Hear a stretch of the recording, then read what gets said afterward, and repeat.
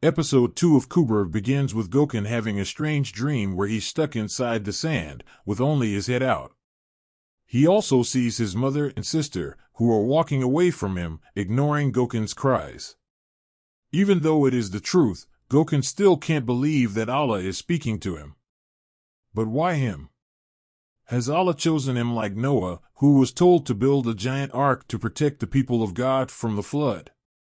As the story goes, God tested Noah's faith by drowning his son in the flood. Thus, Gokun also believes that Allah is going to test him and his faith through his loved ones.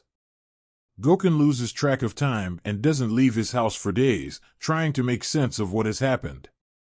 This worries his girlfriend, Merv, and she visits his house to take him out. Hesitant at first, Gokun eventually agrees.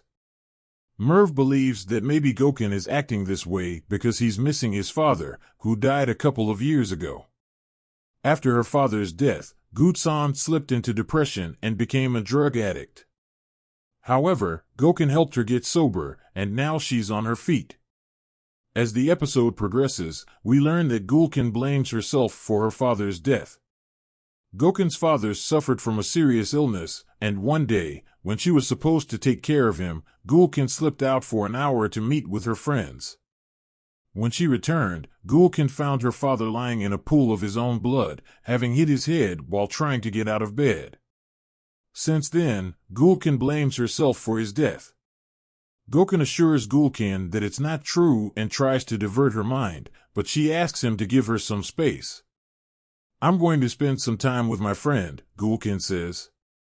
Gokun worries for his family and fears the ways in which God will test his faith through his loved ones.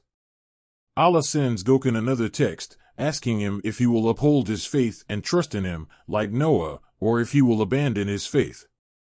Gokun swears that he'll uphold his faith no matter what and receive a location.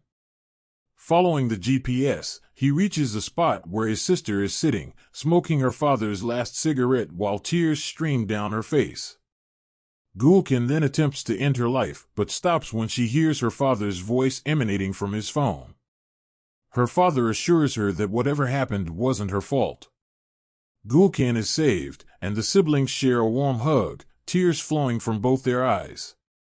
The next morning, Gokun gathers everyone close to him and reveals that he's receiving messages from Allah and that the Almighty is speaking to him. The episode review. Episode 2 of Kubra continues the story of Gokun, who becomes the messenger of Allah after Allah starts speaking to him. The episode sheds light on what Allah wants from Gokun, which is to test his faith and see if he abandons it or stays true to it. As mentioned, Allah tests Gokun's spirit by putting his sister in a difficult position. Gokun trusts Allah and decides not to intervene, successfully passing the test.